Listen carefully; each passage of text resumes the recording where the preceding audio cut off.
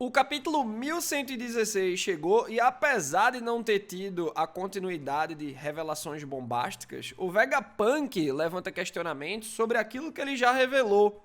Por que os piratas Roger não comunicaram o mundo sobre os perigos que estariam por vir de toda essa inundação? Seriam eles uma farsa, uma fraude? Por que Joy Boy passou essas 3 armas ancestrais para as próximas gerações? Teria sido Joy Boy irresponsável? A gente vai debater sobre isso. E também, novas dicas foram dadas sobre Inerona Nefertari de Lili. Então, ó, vem com a gente que esse vídeo vai estar recheado de ideia boa. Eu sou o Matheus Joy Boy e esse é o selo All Blue de conteúdo inteiramente dedicado ao One Piece. E se você tá vendo esse vídeo, eu gostaria muito de te agradecer, porque isso significa que você é um apoiador meu. Depois de 8 anos com foco no YouTube, uns 3 anos com foco na Twitch, estamos com foco agora no Apoia-se, numa plataforma de financiamento coletivo, e você tá fazendo parte disso, tornando possível a continuidade do meu trabalho. Valeu! E quem puder mandar um donates avulsos, tá aí o QR Code na tela, hein? O título do capítulo 1116 é Conflito, e eu até fiquei surpreso porque é um título que faz referência à situação da Stussy. A Stussy, ela tá protagonizando uns interlúdios entre falas importantes do Vegapunk. E foi isso no 1115, agora no 1116 de novo, então note o destaque que o Oda tá dando para essa personagem. A gente já especulou aqui que ela pode até entrar no bando, mas eu tô querendo ser prudente, que eu lembro da época de Dressrosa, onde todo mundo iria entrar no bando do Luffy, né? Cheio de meme, de uns trem lotados, gente até em cima do trem, ó, o novo bando do Luffy após Dressrosa, né? Mas bom, temos a parte 6 da história de capas de Yamato. Ele tá recebendo remédios e dangos de Otsuru, a esposa de Kinemon, e ela tá com uma cicatriz no olho, né, como se fosse de queimadura. Não lembro da Otsuru ter passado por algum mal do tipo. Fiquei um pouco surpreso. O Urashima, né, tá lá, aquele lutador de sumô, todo tabacudão, e é isso. Agora, ô seu Oda, essa capa do Yamato não vai começar não? Enquanto o povo segue abismado com as falas de Vegapunk querendo mais explicações, a rima, texto e imagem segue nos direcionando para o salão de Inerona no palácio, no castelo de Pangeia, lá em Marigeoise, no topo da Red Line. E eu acredito que o Oda pode nos ter dado novas dicas muito sutis sobre a identidade de Inerona. Nenhuma dessas dicas dá pra cravar alguma coisa. O Oda tá escondendo todos os mistérios sobre esse personagem até o momento. Mas quando o Inerona tá andando pelo salão em direção a um certo quadro, a gente vê que o som de suas passadas faz tec-tec. Isso na tradução em português, eu também verifiquei em outras traduções da Manga Plus, e tem esse barulhinho, né? A gente vê um piso que parece ser de cerâmica, então eu fico imaginando que tipo de calçado geraria esse tipo de som de tec-tec. Aí eu fiquei pensando naquelas sandálias de madeira, sabe? Típicas, japonesas, e fazendo esse som num piso de cerâmica. Aí eu, será que o Inerona veio de Wano? Né? Mas é como eu disse, não dá pra cravar nada, é uma especulação meio solta. Ou, sei lá, pode ser um som de bengala. Ah, mas em Nerona usar uma bengala, o Jay Garcia Saturni, um dos 5 astros anciões, usa uma bengala. Isso não quer dizer nada, é puramente visual, né? Porque o cara é um demônio aranha da bubônica. E claro, vamos falar sobre o quadro conservado de Nefertari de Lili, a ancestral de Nefertari Vivi. Muito louco você perceber que os Nefertari fazem parte do clã dos D. E eu acredito que esse D foi atribuído. Eu não acredito que a Lili tenha sido D, assim, de nascença. Eu acho que foi uma parada tipo o X de Alabasta.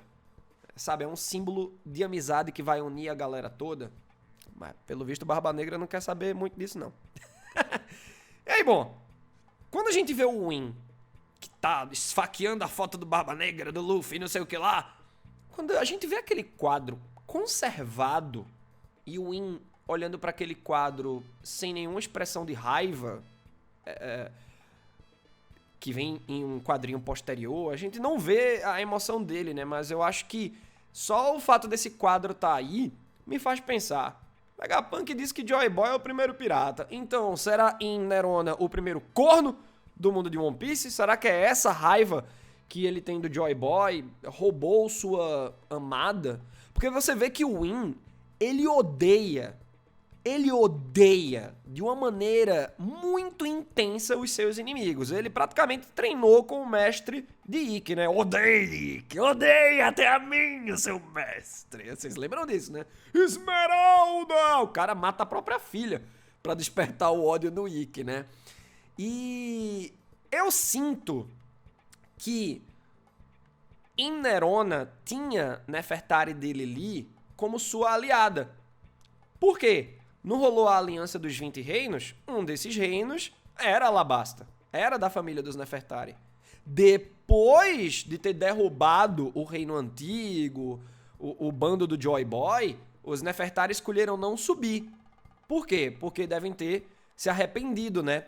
E é esse o momento que a Nefertari de Lili se voltou contra em Nerona, que deixou em Nerona mais fulo da vida ainda com o Joy Boy, né?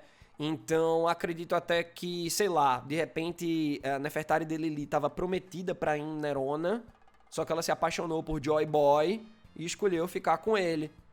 E aí o Nerona ainda ama a Nefertari de Lili e a repulsa dele por Joy Boy só aumentou. É interessante também as pontes visuais que o Oda faz, né? Então, toda essa discussão da Nefertari de Lili, vamos então pra onde? Pra Alabasta, no funeral do rei Nefertari Cobra, né? É uma situação desesperadora pro povo de Alabasta, principalmente as pessoas que estão ali no alto escalão, Shaka, Pel, Igaram. Você vê o Igaram chorando, porque além da morte do Nefertari Cobra, temos a Vivi desaparecida. Beleza, estamos tranquilos porque sabemos onde ela está. Ela tá com Morgans, ela tá com o Apol. Ok, não é o melhor dos lugares pra estar, mas você vê que ela tá se impondo ali, ela tá de boa. Mas o meu pesar é pela sensação do Igaram, principalmente, né? Shaka e Pel estão mantendo a pose. Eles são guardiões do reino de Alabasta. Você até vê lá na imagenzinha do funeral do Cobra, né? As estatuetas, né? Que a gente já tinha visto no Arco de Alabasta, ali capítulo 200, 190, que as figuras do Chacal e do Falcão são protetores, né? Eles estão mantendo a firmeza, mas o Igaram, gente, nossa, é de quebrar o coração. Daí o Vegapunk começa a falar mais sobre a Mother Flame. Qual era o objetivo do Vegapunk em busca daquilo que resultou na Mother Flame? Criar uma fonte de energia que fosse a base das indústrias do mundo que está por vir. E o Vegapunk falou que já está rolando a aplicação prática. Aonde? Em Egghead. Aquela máquina de comida que a gente tanto comentou lá no início do arco, que a gente até brincou, pô, o Sanji vai perder o emprego, que é só você clicar num botão, sai lá o PFzão, né, da massa. E é interessante porque isso acabaria com a fome no mundo, né? Se você tivesse uma máquina dessa, umas 3, 4, 5 por ilha, claro que tem custo, mas é para isso, esse é o norte da ciência, né? O progresso para o bem-estar social. E, infelizmente, né, existem cientistas que usam o conhecimento pro mal, para objetivos mesquinhos, como é o caso, né, do governo mundial, que está se usando da pesquisa do Vegapunk para objetivos egoístas, né, e cruéis. Então, é interessante que a gente vê, quando o Vegapunk está falando sobre isso, do mundo entrar num estado de prosperidade absurdo, a gente vê um povo pobre, muito feliz, escutando a transmissão do Vegapunk. Olha como parte do que ele está falando dá esperança, né? E aí é importante a gente sacar como as pessoas ao redor do mundo estão recebendo essas revelações do Vegapunk. A gente vem trabalhando isso também nas análises, né? A gente já comentou, o povo de Mocktal mesmo, pô, é uma cambada de otário. tão rindo, não tão ligando pra nada, sabe? A gente até falou que eles parecem meus haters. Tem os negacionistas da Marinha que estão meio, velho, que é isso que esse cara tá falando? Então vai ser muito interessante ver o panorama do mundo depois desse divisor de águas, que é as revelações do Vegapunk. Uma das partes mais importantes desse capítulo nos traz uma revelação. Uma revelação que já tinha sido bastante especulada, a galera tava achando, é isso e não pode ser outra coisa, e terminou o que era, né?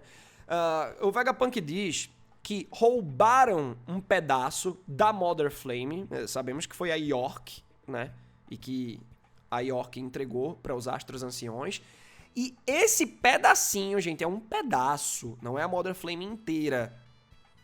Esse pedaço ativou uma arma ancestral e rolou tudo aquilo que sabemos de Lulúzia. Então, finalmente o capítulo 1116 confirma que aquilo que estava no céu era a Uranus, afinal, Poseidon é a Shirahoshi que tá na Ilha dos Homens Peixe, a Pluto tá nos Cafundó de Wano, só sobra Uranus. Ativaram a Uranus e mais, né, a gente descobre que a Uranus tá em posse do governo mundial. Então a gente sabe da localização das 3 armas ancestrais. E já que o Oda propõe um interlúdio focado na Stussy, vamos fazer nesse vídeo de análise aqui também. Eu achei uma parte muito interessante. Muito interessante. A priori, eu fiquei, pô, passa logo isso do Edson e da Stussy, por favor, porque eu quero ver o Vegapunk fofocando. Mas, caso a Stussy acompanhe o bando e até mesmo entre no bando do Luffy, pô, esses trechos estão sendo muito importantes. Agora, claro, né, acho que a Stussy precisa cativar o Luffy de alguma forma. Se bem que, pô, só ela ter protegido o Vegapunk do Shigan do Rob Lucci, acho que isso já torna ela valorosa pro Luffy, né? Mas enfim, cena dos próximos capítulos. O interlúdio é o seguinte, Stussy e Edson estão comentando sobre as consequências do corte feito pelo Ethan Baron vendo Juro, que tava ali se digladiando com Sanji, Frank, Bonnie, Oimo e Kashi, galopa pro céu e corta as nuvens da Lab Phase, fazendo cair os agentes do governo e os serafins. A gente sabe que o Ethan Baron vendo Juro é ministro das finanças, né? Então ele desativa os pacifistas sem destruir, e não pelos agentes do governo, claro, né, que são insetos para os Astros Anciões, mas pelo custo que tem um serafim, e tinham 4 lá, né, o do Kuma, Jinbe, Mihawk e Boa Hancock.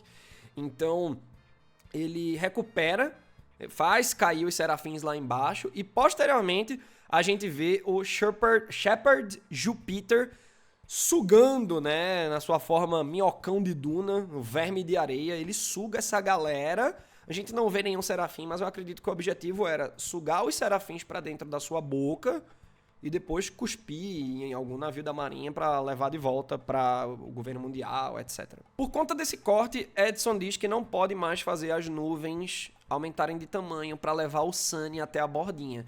Será que o Sunny já chegou no local apropriado para todo mundo cair lá com ele? Bom, de repente eles usam o Cup the Burst para complementar, né, essa distância que falta para o navio dos gigantes, né? Sei lá, também o Zoro pode ir para trás do navio, dar um corte que propulsiona, né? Depois da batalha contra o King, ele ia cair de Onigashima, mas fez um corte para se propulsionar de volta para Onigashima. Então, enfim, mas eu acredito que esse movimento do Sunny cair no navio do gigante já tá quase que garantido, né? E nem mostra o grupo da Nami nesse capítulo. Você fica numa expectativa, será que estão na iminência de cair? O que é que tá rolando com eles, né? E o Edson revela que Saturno tá indo até Stussy, porque ele tá sentindo, né, a aura das coisas vivas através do hack da observação. Mas claro, né, no final do capítulo a gente sabe que Saturno poderia estar indo para onde ele estivesse indo, o objetivo vai ser o robozão gigante. E aí Stussy pergunta pro Edson se ela pode deixar o Kako fugir. E é aí que vem o título do capítulo e a complexidade de ser da Stussy enquanto clone, mas ainda assim um ser humano. A Stussy quer soltar o Kako porque ela teme que ambos, ele e Rob Lucci, sejam punidos pelos Astros Anciões pelo péssimo desempenho que eles tiveram aí em Egghead, né? E ela tem uma relação com Kako, Lucci, com todo mundo da CP0. Então, ela até fala pro Edson, eu prometo que não vou deixar eles irem atrás do bando do Luffy. E pelo contrário, eu sei o que o Caco vai fazer assim que ele ficar livre. E aí a gente entende que é o quê? Ir atrás do Lute, né? Ver se ele tá bem. O próprio Lute pediu pro Marcos Smart poupar o Caco. Aí o Marcos Smart até comentou que não garante nada porque ele não liga pra insetos. Então acho que tá um querendo achar o outro. E isso volta a me fazer querer comentar aqui sobre aquele papo de que a amizade, os sentimentos vão sobrepor as ordens autoritárias, quer elas venham da Marinha ou do governo mundial. Caco e Lute obedecem ao governo mundial, somos agentes da CIP-0, o escudo dos dragões celestiais, né? CIP Aegis 0. Mas, peraí, tá querendo matar meu brother? Não. E essa é a essência do shonen, das revistas da Shueisha, né? A Shonen Jump, os títulos. É um dos alicerces dos mangás da editora. A amizade. Então a gente vai ver que isso vai ser um catalisador para certos personagens mais quadradões se libertarem de certas amarras e irem contra o governo. Daí o Edson, ele analisa que a Stussy queria ser verdadeira com ambos os lados. O lado do Vegapunk, do qual ela é bastante fiel, e também o lado da CIP-0 por conta da amizade dela, né? Mas aí ela foi levada a trair a CIP-0. E aí ela tá com sentimentos conflitantes, ela está em conflito, que é o título do capítulo 1116. E aí o Edson diz que isso faz de você muito humana. Você tá triste, você tá, sabe, todos esses sentimentos. Você é um clone, mas só em questão de origem, sabe? O que ela é hoje é parte da sua vivência, do seu querer, de com quem ela conviveu. É o social que vai moldando a gente, né? A partir das nossas experiências e tal. E aí o Edson diz, pô, eu confio em você, só saia viva de Egghead. E eu viajo muito, viu, gente? Parando pra analisar assim, pegando, sei lá, enfileira aí na sua cabeça o bando do Luffy, os 10. Esquece Yamato também por enquanto. Eu viajo na ideia do bando ter uma vampirinha, velho. Eu acho da hora. Pô, tem um esqueleto afro, tem um ciborgue. Eu acho que esse elemento terror... Eu sei que o Brook já representa um pouco isso, mas eu gosto da Stussy, da ideia da Stussy no bando. A gente tem a Nami com cabelo laranja. Aí já é uma viagem bem específica minha. Mas a Nami com cabelo laranja, a Robin com cabelo preto, mais uma mulher no bando, loirinha, vampirinha. Imagina as piadas no Sunny, pô. Ela mostrando os dentinhos, assustando o trio medroso, né? Sei lá, o Sop, Chopper, a Nami. Seria muito da hora. A gente vê que Vegapunk pede desculpas com intensidade. É aquela desculpa que o Oda... Pode até rolar isso também em despedida, né? Tipo do Sanji, que a pessoa se prostra no chão, encosta a testa no chão pra mostrar uma reverência máxima, né? E o Vegapunk diz, né? Que ele se sente responsável. Pô, eu cheguei na Mother Flame, roubaram um pedaço, ativaram a arma ancestral, acabaram com o país inteiro. Então, ele sente o sangue em suas próprias mãos. E eu gosto dessa postura dele, né? De puxar pra si a responsabilidade de uma parada péssima que aconteceu. Eu acho muito prudente pro personagem, né? E aí ele diz que o que rolou com o Luluja pode rolar novamente. O Momonosuke fica maluco, sabendo que tem um poder desse nos cafundó de Wano, né? Mas o Kinemon até censura ele. Carai, ninguém pode saber não, que ele tá passando em samurai ali. A proporção dessa cena é até meio tosca, né? Mas eles estão muito grandão, muito maior do que são, né?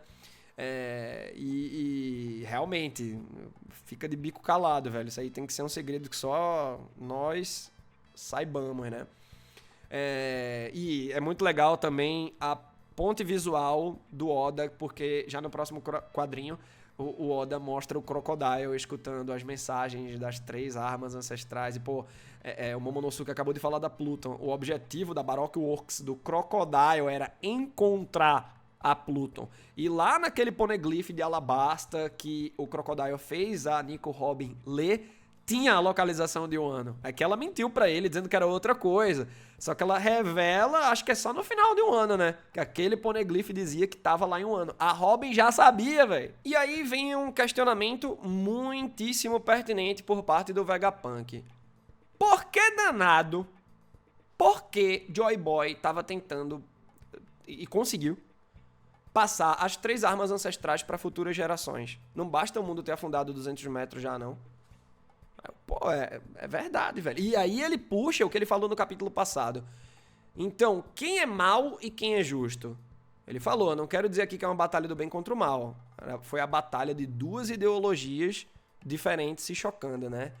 Mas assim, gente, apesar do questionamento do Vegapunk, vamos nos ater que é um questionamento.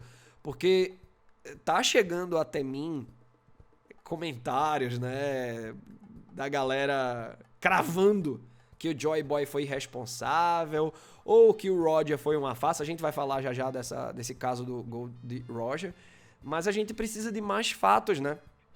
A gente não tem todos os fatos, a gente tem um questionamento pertinente do Vegapunk.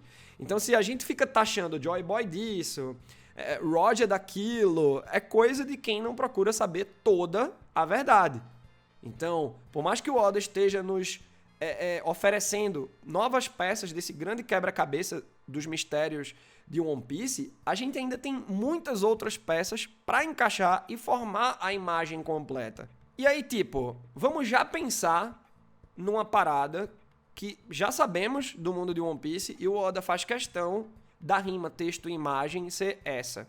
Quando ele tá falando, quando ele tá questionando sobre o Joy Boy ter passado as armas ancestrais para futuras gerações, mostra quem? A Shira Hoshi no meio da realeza do reino Hyugu, né? E aí, por que mostrou a Shira Hoshi? Porque ela é Poseidon. Como é que você destrói a Poseidon? Matando? Então Joy Boy iria matar a antiga princesa sereia? Tá ligado? Ele não faria isso com uma companheira, né? Fora que Poseidon, como se dá, é uma parada que é passada de geração em geração. Não exatamente a próxima, né? Mas reencarna tantas gerações depois. Então foi a antiga princesa sereia e a Shira Hoshi já nasceu com esse poder. Ela já é Poseidon. E aí eu fico me perguntando, beleza que vimos, sei lá, a Estrela da Morte acima de Luluja e imaginamos Pluton, um naviozão. Mas será que Pluton e Uranus também não tem algo a ver com uma certa linhagem? Tipo o caso da Shira Hoshi? Por exemplo, será que Momonosuke é Pluton e Nerona é Uranus? Né? Não que eles sejam também a arma, como no caso da Shira Hoshi, mas o coração da arma, a parte principal da arma. Pode até ter um naviozão, a Estrela da Morte, mas a única pessoa que pode comandar é aquela pessoa daquela linhagem específica, saca? Então, como destruir as armas?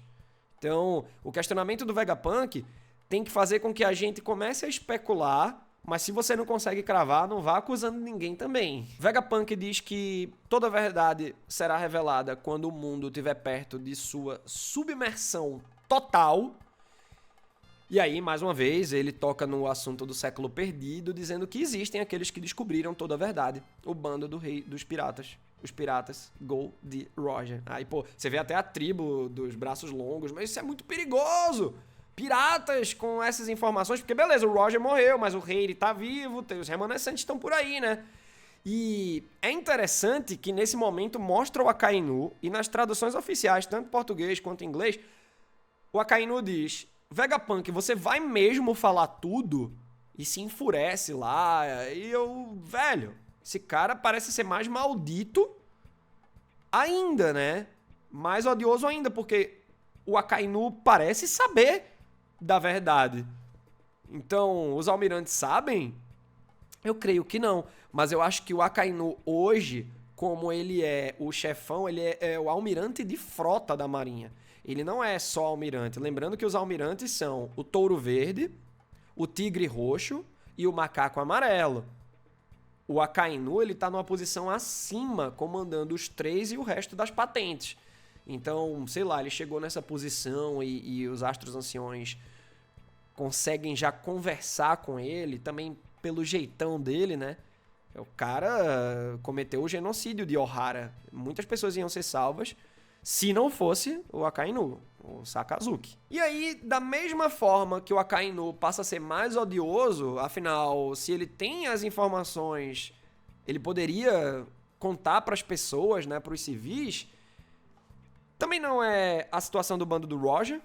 Por isso que a galera tá vendo, pô, que cara odioso, que fraude, sabia das coisas e não contou para ninguém. Pô, e pelo contrário, até riu.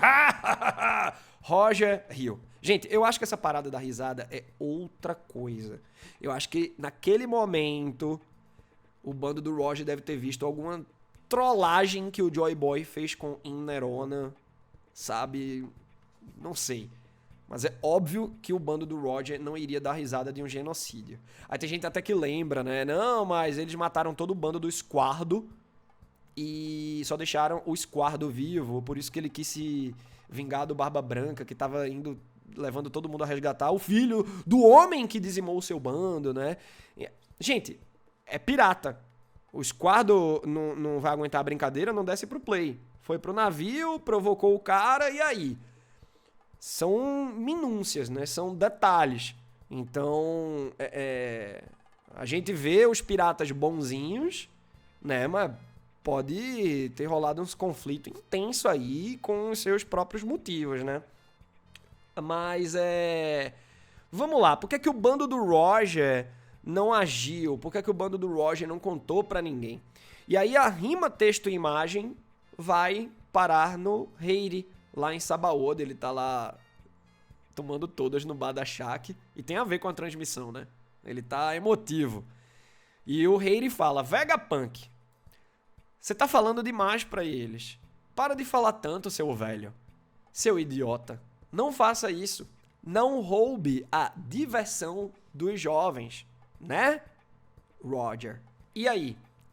O bando do Roger não agiu, colocando o mundo em risco de mais genocídio só para os jovens viverem uma aventura plena? Não é, gente. Tem mais coisa aí. Eu acredito em Gold Roger. Eu acredito em Joy Boy. E eu tô maluco pro Oda colocar os pingos nos is. Mas é isso que é legal. Que ele vem com revelações, com a introdução de um grande mistério, não revelando o mistério de maneira completa, e ainda nos trazendo outras dúvidas sobre a personalidade de pessoas que outrora admirávamos, né? E não que a gente tenha deixado de admirar o Gold Roger, por exemplo, mas agora a gente já começa a ficar... E aí, o que é que tem por trás disso? Sei que outro gancho maravilhoso desse capítulo é a York descobrindo, sacando onde é que tá o Dendemushi de transmissão do Vegapunk. E ela já vai avisando aos 5 astros anciões. Tá dentro do robozão colossal, velho. E aí, eu aposto que no 1117, os 5 astros anciões vão em disparada pra cima do robozão. E aí a gente vai ver do que ele é capaz. Pelo menos a resistência dele, né? Se ele não conseguir atacar. E acredito que essa será a brecha pra todo mundo fugir. Os Chapéus de Palha, os Gigantes, a Astúcia, Cip Zero, né? Rob Lutikaku. Acredito que eles devam fugir. E aí fico me perguntando assim, em Elbaf, podemos encontrar um remanescente dos Piratas Roger pra começar a explicar essas dúvidas, né? Tipo um Scopper Gaban da vida. Lembrando que tem um vídeo aqui no canal comentando os 32 membros dos Piratas Roger, que foram revelados numa One Piece Magazine. Eu fiz um vídeo faz uns 3, 4 anos isso. E também fico lembrando do Homem com Chapéu de Caça, que foi visitar o Crocus na Montanha Reversa, numa história de capas aí. E aí eu fico, será um remanescente do bando do Roger? E aí pelo cabelo, eu fico pensando, será o Spencer? Né? Poderia ser por conta do cabelo. Ou ainda mais Iamon. E Iamon, gente, só tem esboço. Os outros membros dos Piratas Roger, o Oda até desenhou alguma coisinha a mais, mas o Iamon só tem esboço. E ele tem uma lança, tem um cabelão. Então, caramba, meio... povos originários, né? Que me remete já a Nika. Aí eu... Pô, que da hora. Será que é o Iamon mesmo? E pode até ser o Iamon no lugar do Scopper Gaban, né, em Elbaf, né? Mas bom, cena dos próximos capítulos, esperemos o 1117, especulando bastante. Falem comigo e com todo mundo, mandando suas ideias no grupo do Telegram. Beleza? Obrigado pelo apoio e até a próxima.